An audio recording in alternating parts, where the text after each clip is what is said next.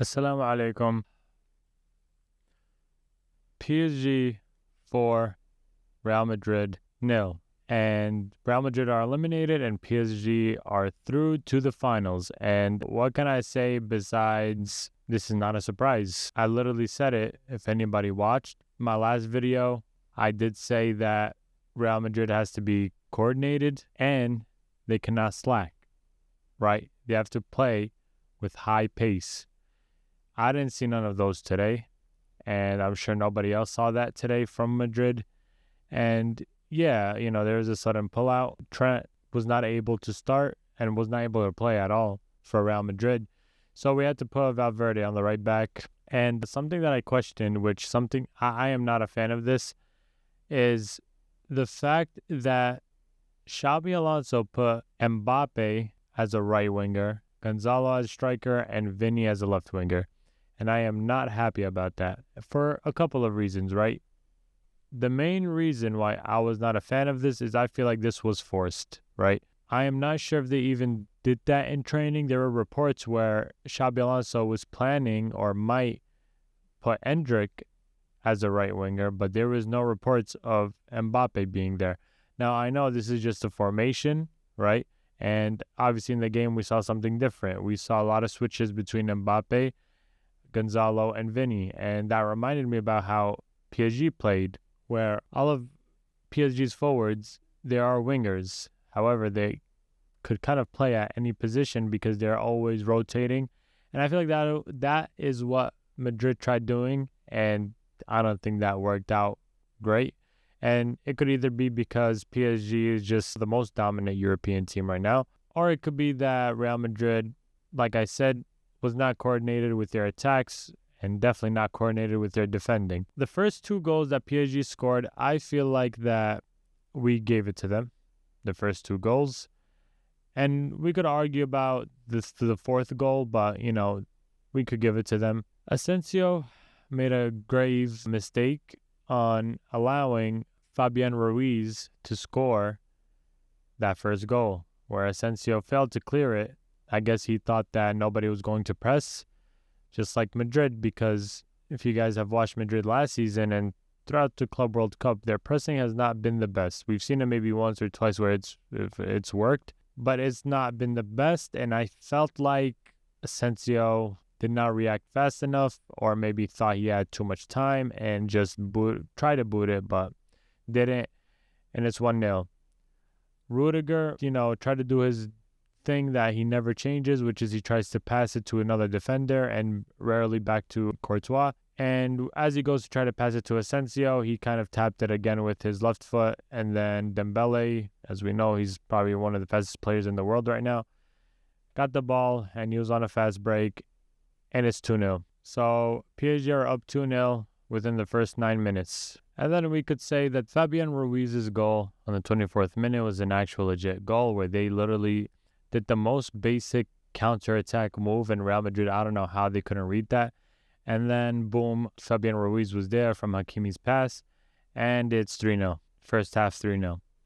And then the last goal was just, kind of like they sealed it right there. And yeah, that was it. That was PSG's game, and they dominated us. And fair plays to PSG. This whole season, it's been theirs. It's been them, and people want to say a Barcelona season as well. But PSG won the UCL, so it's their season. I feel like at the end of the day, we're all human, right? Those 3 goals in the first half could put some pressure on Real Madrid. And, as we all know, Real Madrid is the king of kind of coming back and doing remontadas, but it's not going to happen every single time they are down, especially by 3 goals in the first half. Gareth Bale said that Real Madrid's goal, I believe it was him, correct me if I'm wrong, he said that their goal is to be ferocious. That's his word, that they are going to be ferocious. However, it was PSG that was ferocious, especially in the first half. I felt like their game plan was to start off strong, right? And then we saw so many chances towards the second half for Real Madrid because I felt like PSG kept that high pressure from the beginning and try to keep the high pressure throughout the entire game. And that seemed to work, right? They were up already 3-0 in the first half. And then Real Madrid were kind of playing at that pace and their forward was just in shambles. They were not coordinated, and they did not have coordination when they were pressing. I believe that PSG broke Real Madrid's pressing every time, or almost every time, that they gave him any type of pressure. I wanted to speak about the formation, but yeah, I felt like missing Trent and missing Dean. I feel like that both of them were key players for our success this game, and we all expected Dean to be out, so we thought maybe one center back won't be a problem. And then as soon as I saw that Trent was going to be out, I kind of knew that we're going to be in trouble. I don't know why it's Trent, but he is a key player for Real Madrid. And yes, I'm not saying that we cannot not rely on Valverde, but I am saying that we don't need Valverde at right back. We needed him as a midfielder, and we needed Trent as a right back. And we cannot rely on Carvajal yet because he just came back from an ACL injury. And I believe he got a couple minutes, so I'm happy to see him back. And I'm glad he didn't get another injury. I saw Militao come back after a long time, so I'm happy to see both of them back.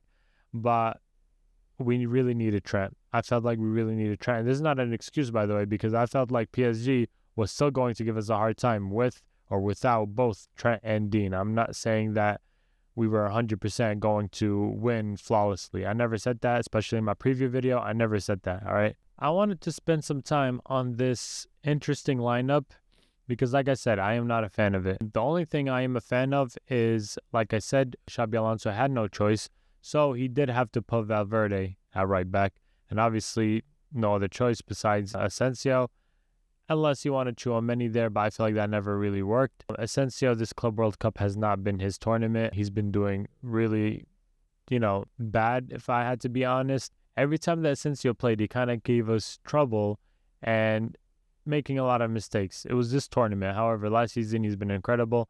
But this tournament, however, he needs to work on, I don't know if it's the weather. I don't know what it is because I don't think he can be that bad in one tournament. So I think that, Asensio just got to build on his time with the ball, especially when he's under pressure, and his awareness as well. As we saw in the first goal, he lacked awareness. So having this formation here, I felt like it was the best, except for this is where the question was right here.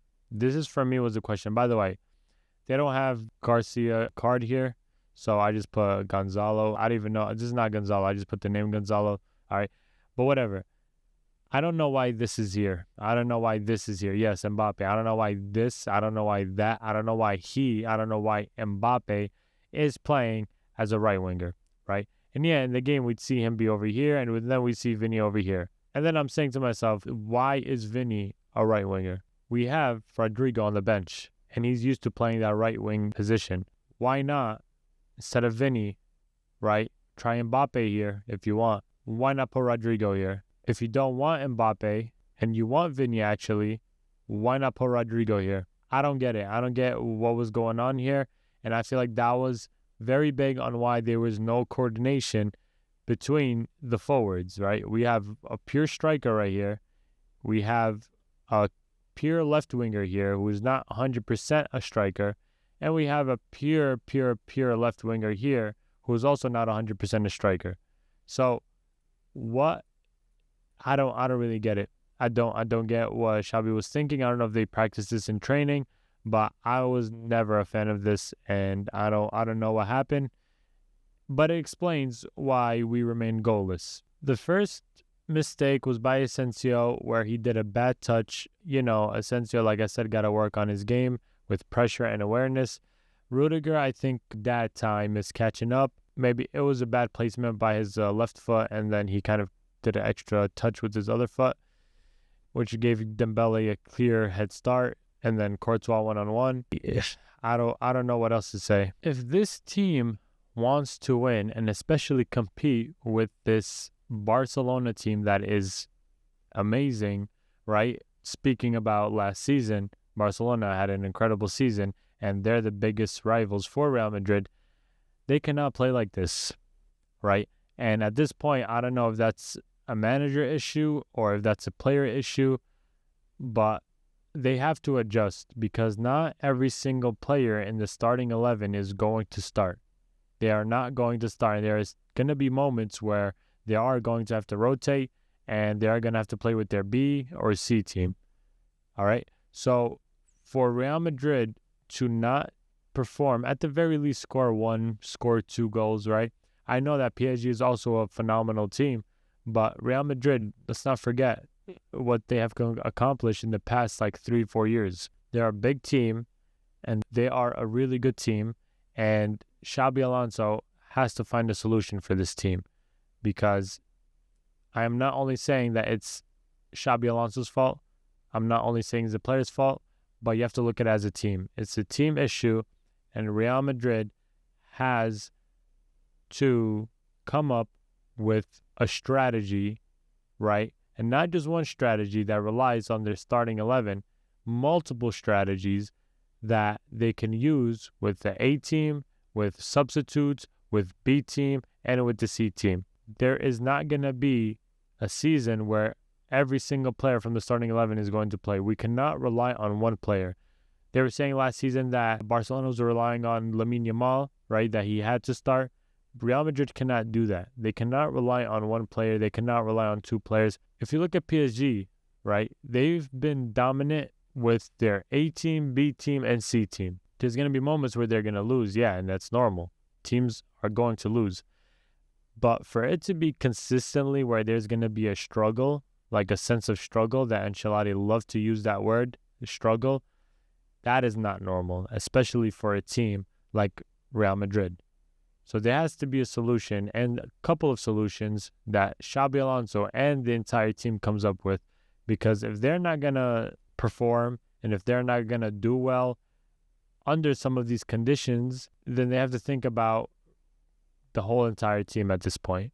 They have to think about like Manchester United, right? Where now players are leaving, new players are coming in with this whole project thing going on. You have to start thinking in that way.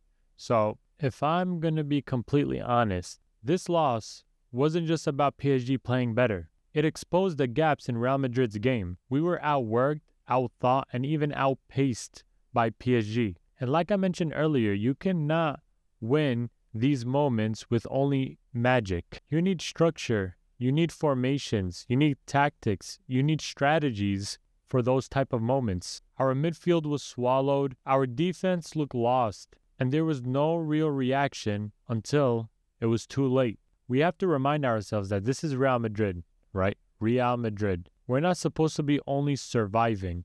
We're supposed to set the standard. So, to Xabi Alonso, it is time to bring in the pace.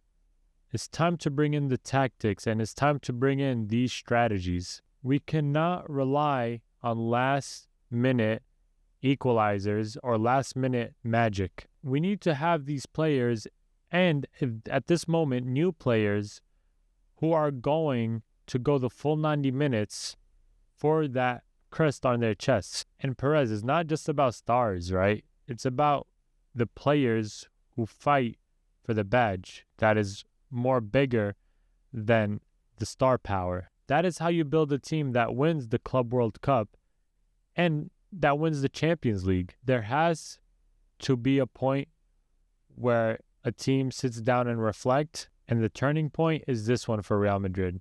This has to be the turning point for Real Madrid. And that is all I have to say. Assalamu alaikum.